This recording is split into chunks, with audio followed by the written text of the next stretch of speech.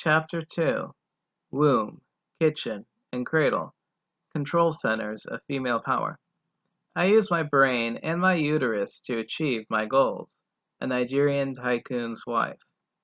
What right do men have to infringe on territories most wives have held erring husbands with? Said apropos of the kitchen, Boomy Fides. The way a twig is bent, that way the tree will grow. An ancient saying. Every day of a man's life he is subject to the dictates of womb, kitchen, and cradle. The first set to rule him belongs to his mother, the second belongs to his wife. The first rules him in his vulnerable infancy, the second in his ambitious adulthood. His bride exploits his nostalgia for his mother's set and manipulates his craving for his future wife's. Thus it is that mother, bride, and wife control a man every day of his life by playing on his changing needs for womb, kitchen, and cradle. The power of the womb is great. It holds the mightiest of men in thrall. Be he a Caesar or a Croesus, a Ramesses or a Genghis Khan, a womb will bring him to his knees when he seeks access to it. Consider any man and any woman. When they set out to reproduce themselves, she needs his sperm, he needs her eggs. Without the one, the other cannot procreate. At the level of their complementary biological donations to child, neither has whip hand over the other. A fair and uncoerced collaboration is possible. Enter the womb, that factory where egg and sperm, having combined, grow till the fetus is ready to be born. Alas for the man, that indispensable factory belongs to the woman, and the woman alone. Woman's monopoly of the womb loads the mating encounter in her favor. It reduces the man to a supplicant. Since he is driven to survive through his progeny, he will pay any price to be allowed the use of a womb. He has little recourse. Should he seize a factory against her will, by subterfuge or force, she can thwart him by aborting the fetus or by smothering the child at birth.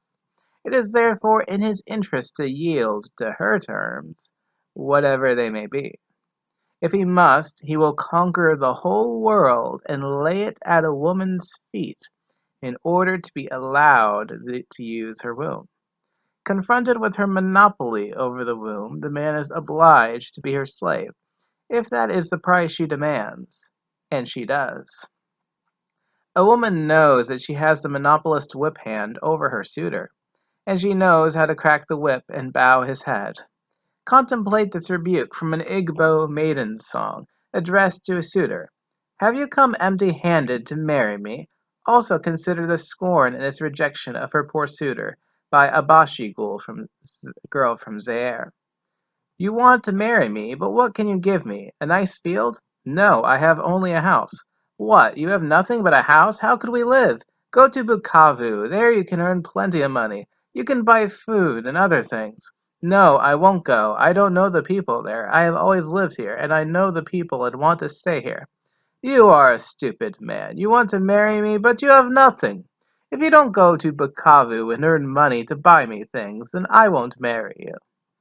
In anticipation of the bride's demands and of her monopolist's veto powers, a man is trained to seek adventure and win the world by laying the booty at her feet.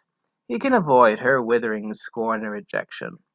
Of course, man's situation is not as terrible as that of the male mantis, which is obliged to surrender his life when he mates.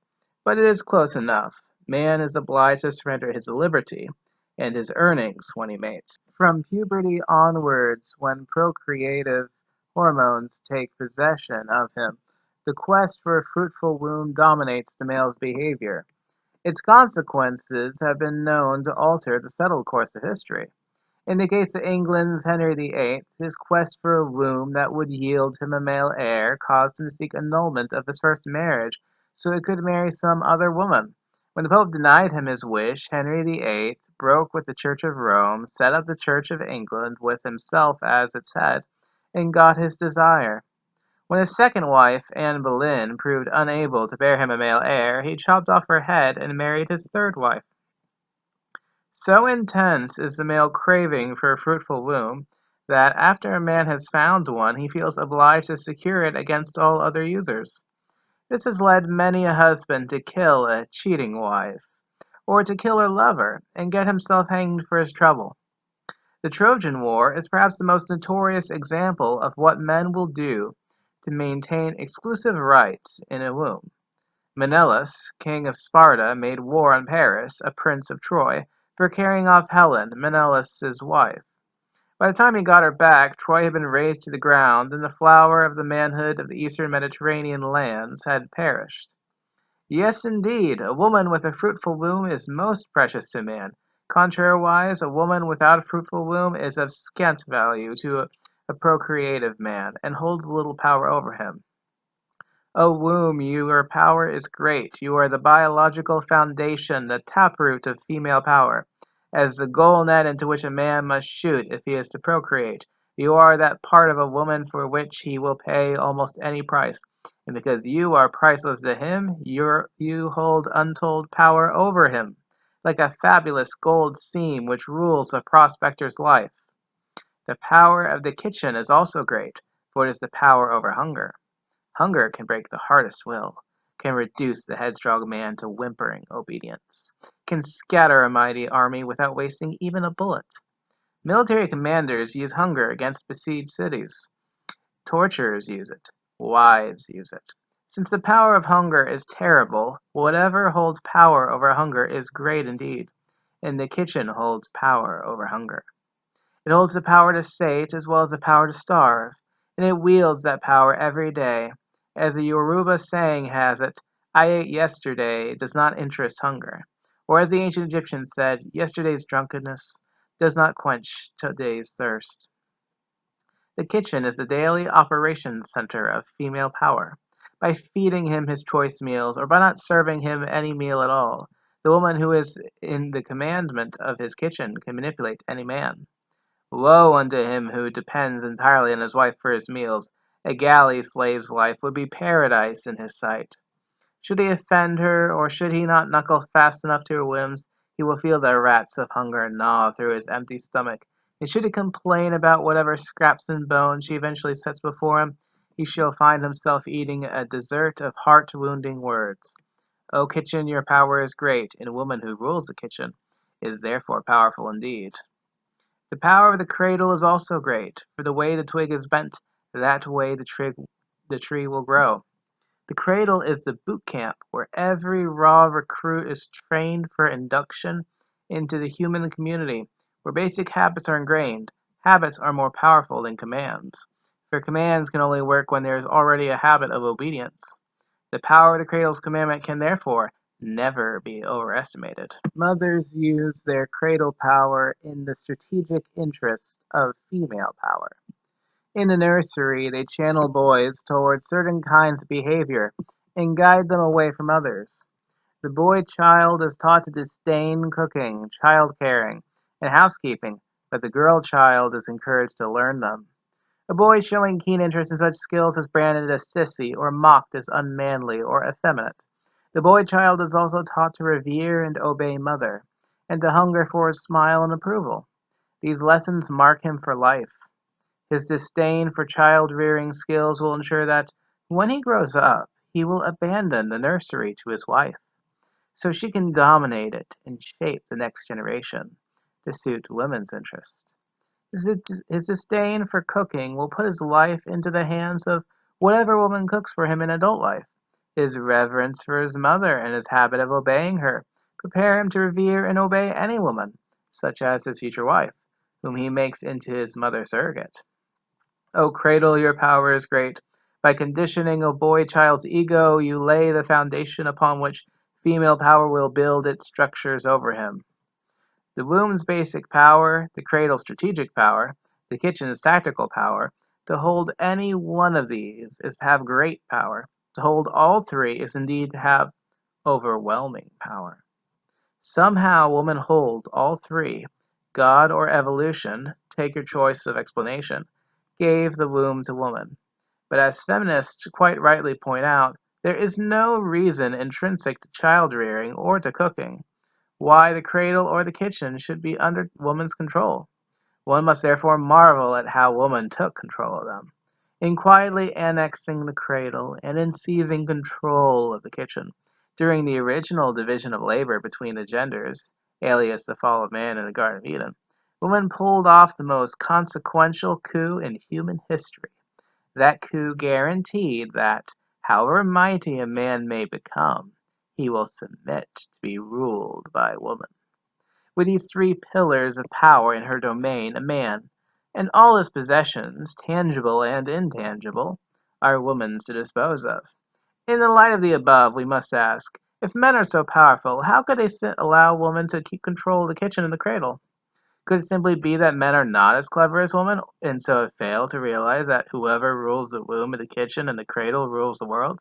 Could it be that even if men should understand the situation, they would not dare to overthrow female power? Could it be that the courage and skill needed to overthrow female power would be greater than that which went to make all the political revolutions in all of history? Could it be that compared to a revolution against female power, the American, French, Russian, Chinese, and other revolutions would look like child's play? Even if men found the enlightenment and the courage to challenge female power, its dominion over them would not be easily ended. Woman's control of the womb is unassailable and will remain so until such a time as cloning makes the womb unnecessary for procreation. So if research into cloning is blocked, you can guess in whose interest it is done. Any movement to deprive women of their control of the kitchen can expect to be resisted, with all the methods, devious and direct, at the disposal of women. If in doubt about that, consider the following comment by a Nigerian woman columnist, Bumi Fides, after she had enjoyed a man's cooking. As I licked the last drop of gravy off my fingers, I became a bit uncomfortable. What right do men have to infringe on territories most wives have held erring husbands with? So there you are, girls. When next you are in the kitchen and hubby wants to know what you're putting in the stew pot, shut the lid firmly on the pot. Better still, wake up in the middle of the night to do your cooking. In like manner, any movement to hand the cradle over to men will be resisted with everything women have got. Note this, even the most extreme of feminists do not go so far as to advocate that women abandon control of the cradle. If they did, other women would lynch them. They may insist that the man assist, but they would never abandon the cradle to him altogether. Feminists may demand crutches in the workplace, but the crutches are still to be run by women, as in the kibbutzim of Israel. The cradle business may be reorganized to accommodate women's new ambitions, but the reorganization will only be permitted to shift control from some woman to some other woman, but never to men. Why, despite all this, is there the illusion that a power as durable and ubiquitous as female power hardly exists? Why is there the illusion that power is an affair that belongs exclusively in the male sphere?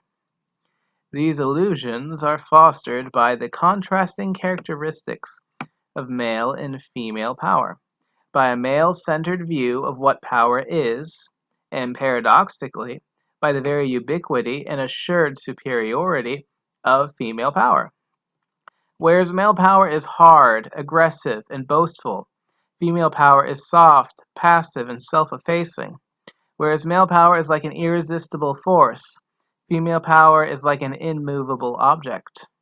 Whereas male power acts like a storm, full of motion, sound, and fury, female power is like the sun, steady, quiet, and uncontestable. Against resistance, male power barks, commands, and pummels, whereas female power whispers, manipulates, and erodes.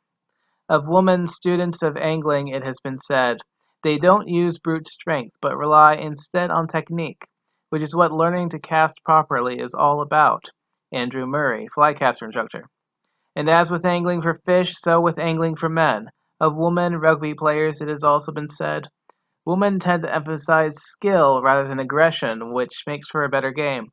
Keith Evans, coach of a women's rugby team. And as with rugby, so with other games of outmaneuvering aggressive brutes. Generally, then, whereas male power tends to be crude, confrontational, and direct, female power tends to be subtle, manipulative, and indirect. Whereas aggressiveness is the hallmark of male power, maneuver is the hallmark of female power. And where man is the great physical aggressor, woman is the great psychological maneuverer. From a male-centered view of what power is, it is easy to be misled into thinking that a female form of power does not exist at all. And even when female power is recognized, it is easy to dismiss it as power of an inferior type, just because it is not hard, aggressive, or boastful like the highly visible male form. But just as the sun, from an earthbound perspective, seems to move around the earth, whereas in reality it is the earth which moves around the sun, so too with female power when it is seen from the perspective of male power. And just as the air, though everywhere, is hardly noticed, so too with female power. Its quiet ubiquity acts like a camouflage. Its vastly greater might is so well entrenched in both biology and social arrangements that it does not need to call attention to itself, and so goes largely unremarked. This all makes female power hard to see, hard to challenge, and even harder to overthrow. In contrast, male power, being the weaker power, bullies and bays for acknowledgement and so appears greater than it really is. Let us turn now to the phases of female power, namely mother power, bride power, and wife power, and explore how each is organized and exercised. And that concludes Chapter 2 of the Anatomy of Female Power. Make sure to like, subscribe, share, donate, and comment if you're so inclined. Until next time, bros before hoes, my friends.